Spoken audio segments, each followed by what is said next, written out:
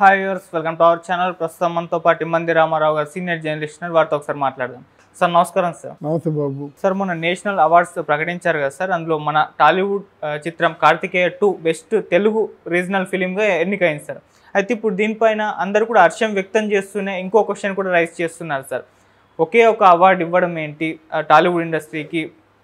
అన్యాయం ఏమన్నా జరిగిందా? ఎందుకంటే ఇవాళ ప్రపంచ దేశాలన్నీ కూడా టాలీవుడ్ ఇండస్ట్రీ గురించి మాట్లాడుకుంటున్నాయి. దేశవ్యాప్తంగా అందరూ కూడా టాలీవుడ్ ఇండస్ట్రీని చూస్తున్నారు. మరి అటువంటి టైంలో కేవలం ఒకే ఒక సినిమా ఈ జ్యూరీకి కనిపించిందా?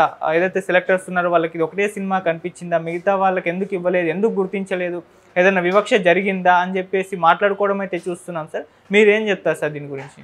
మనది కడుపు నిండిన బేరం అండి. ఆరంభ సూరత్వం. బాగా ఒళ్ళు మండితే లేస్తాం, మండి ఒళ్ళు కాలిపోయినంత వరకు మనం లేవం. చాలా ఒక బద్ధకంతో కూడుకున్నటువంటి ఎలర్ట్నెస్ లేదు. ఎప్పుడైనా సరే గట్టిగా కడుపు వరకు కడుపు కాలితే పరిగెడతాం, కానీ అసలు ముందే పరిగెత్తి లైన్లో ఉండం. అది మొదటి నుంచి అలాగే ఉంది. చూసారా మరి మలయాళ చిత్రం వాళ్ళు 5 రోజుల్లో 7 రోజుల్లో సినిమాలు తీసేవారు, మనల్ని మించిపోయారు. ఈరోజు కార్పొరేట్ ఫిల్మ్స్ చేస్తున్నారు వాళ్ళు. మాకు ఆల్మోస్ట్ ఆల్ నేషనల్ అవార్డు మొత్తం ఏ రాష్ట్రాలకు వచ్చాయని ఆలోచించినట్టయితే మెజారిటీ పార్టు మలయాళానికి వచ్చి ఉంటాయి. ఎందుకంటే అది వాళ్ళు సినిమాకి కథ ప్రధానం, భారీ బడ్జెట్లు ఉండవు. వీరు ముమ్ముటి వీళ్ళందరూ వచ్చిన తర్వాత బడ్జెట్లు కానివ్వండి. అంతకుముందు ప్రేమనజీర్ ఉండేవాడు, మనకి నాగేశ్వరరావు రామారావు లాగా. అక్కడ కర్ణాటకలో ఏమో రాజకుమారు, ఇక్కడ ప్రేమనజీర్ ఉండేవారు అన్నమాట. వాళ్ళు చాలా ఇండస్ట్రీని పెరగడానికి అవకాశం కల్పించారు బాబు. ప్రేమనజీర్ ఏంటంటే ఒక్క హీరోయిన్తో 300 సినిమాల్లో చేశాడు.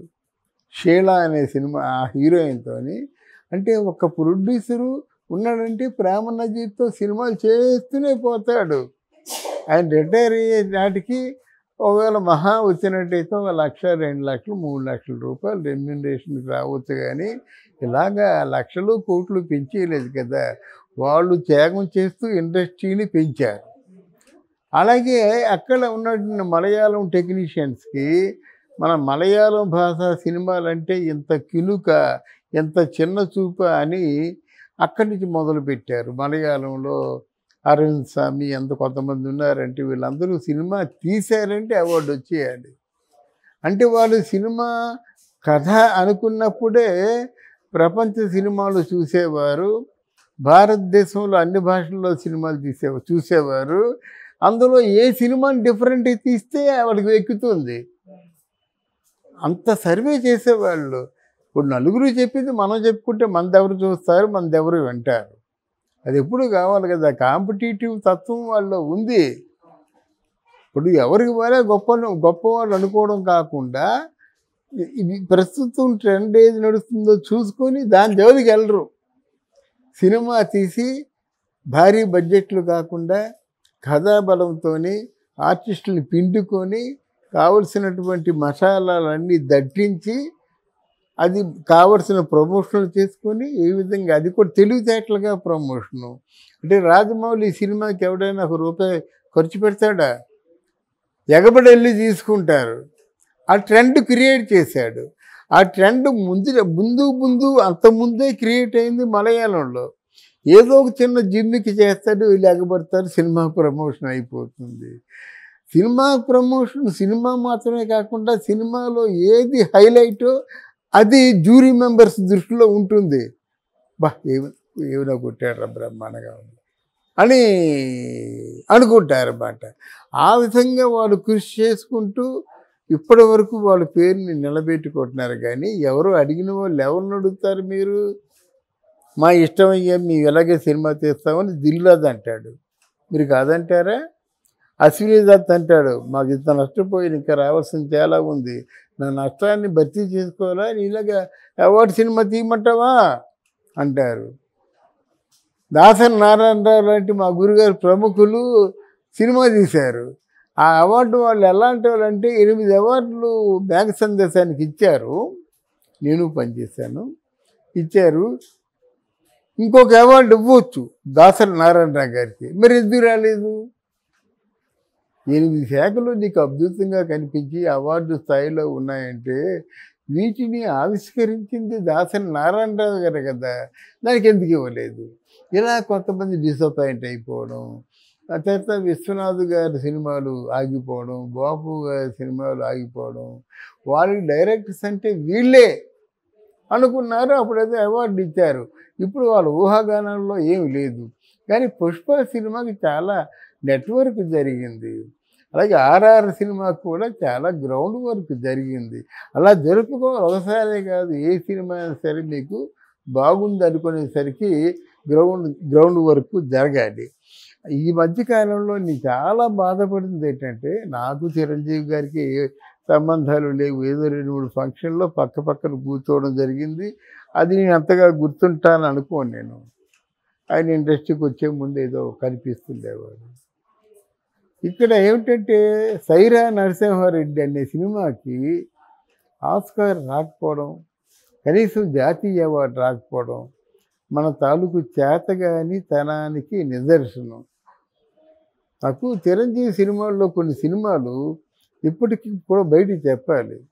ఒకటి చంటబ్బాయి సినిమా, దానికి ఖచ్చితంగా ఆస్కార్ కానీ లేకపోతే జాతీయ అవార్డు కానీ రావాలి. ఆస్కార్ ఎందుకంటే ఇంగ్లీషు సినిమాలతో సిమిలర్గా ఉంది కనుక ఆస్కార్ అంటున్నాను. లేకపోతే చిరంజీవి గారికి అతి కష్టమైన క్లిష్టమైన నటన మాత్రం చేసింది చంటబ్బాయి. అది పబ్లిక్గా చెప్తున్నాడు, కాస్త వీడియో పెంచుకోండి, ఇంకొక వీడియో వేసుకోండి. రెండో సినిమా ఏంటంటే ఆపద్ బాంధవుడు. అసలు ఎంత బాగా చేశాడంటే అందులో ఆయన సజీవంగా నటించాడు. చాలా అంటే బోళాశంకరుడు అనే సినిమా టైటిల్ బోళాశంకర్ అని దాన్ని పెడితే సరిపోతుంది అన్నమాట. ఆ సినిమాలో చిరంజీవి చేసిన క్యారెక్టర్ బోళాశంకర్ అన్నమాట. చాలా అద్భుతంగా చేశాడు. ముఖ్యంగా ఆ పిచ్చివాడిగా ఆ అమ్మాయిని రక్షించుకోవడంలో చేసినటువంటి పెర్ఫార్మెన్సు, తర్వాత ఏమో ఆయన కూడేసిన డబ్బులు పశువుల మొత్తం అందులో పశువులను అన్నీ అమ్మేసి పాడియావులను అమ్మేస్తాడు. ఆ గురువుగారి తాలూకు ఆ పుస్తకం కవి కావ్యాన్ని నచ్చు వేయించడం కోసం అంటే నాకు చాలాసార్లు ఏడ్చేశాను. నేను ఏ సినిమానా సరే పరిశీలనాత్మకంగా చూస్తాను, కానీ ఆ సినిమా చూసి ఏడ్చేశాను. వల్ల ఆ సంవత్సరం అవార్డు రాకపోతే నాకు ఏందుక ఈ అవార్డు మూసేసుకోండి అని చెప్దు అనిపించింది అన్నమాట. ఇప్పుడు ఎవరైనా కష్టపడి చేసినప్పుడు అవార్డు రావాలి. అదే చంటబ్బాయి మిస్ అయిపోయాడు. ఆత్మందు కూడా అంత పెర్ఫార్మెన్స్. అంతవరకు చిరంజీవి అంటే చంటబ్బాయి ఖైదీ చూసినంత వరకు చిరంజీవి గారిని పెద్ద ఏదో డ్యాన్సులు ఫైట్లు అనుకున్నారు. ఆల్మోస్ట్ ఖైదీ చూసి ఒక ట్రెండింగ్ స్టారు, ఇంగ్లీష్ స్టార్ లాగా ఉన్నాడు అనుకున్నారు. ఆయన ఫిజిక్ అంతా కూడా అలాగే ఉంది. ఇంగ్లీష్ స్టార్స్కి లేనటువంటి గొప్పతనం కూడా చిరంజీవికి ఉంది. కానీ ఆత్మబంధు చంటబ్బాయి ఆత్మబంధువు మాత్రం ఆ అవార్డులు ఇవ్వకపోవడం సిగ్గుచేటు. సింపుల్. సైరా నరసింహారెడ్డి అండి, ఆయన ప్రాణాలు పెట్టి యాక్ట్ చేశాడు. దానికి అవార్డు రాకపోవడం, అవార్డు నూచుకుపోవడం, ఇంకా ఈ అవార్డుల తాలూకు అసలు క్రిమినల్ వేస్ట్ అనుకుంటానమాట. అటువంటి సినిమాలు రానప్పుడు చెప్పేది ఏంటంటే, అటువంటి సినిమాలు రానప్పుడు తెలుగు ఇండస్ట్రీలో పెద్దలందరూ ఎక్కడున్నారు? తెలుగు సినిమా నిర్మాతల మండలిలో ఐకమత్యం ఉందని అనుకుంటున్నాను నేను. మరి ఐకమత్యం దానికి ఉపయోగపడాలి కదా, మన విలువలు మనం తిరిగి పొందాలి కదా. అది తెలుగు సినిమా అంటే భయపడిపోతున్నారు అందరూ. ఇటువంటి పరిస్థితుల్లో మనకి అవార్డు రాకపోవడం ఏమిటి?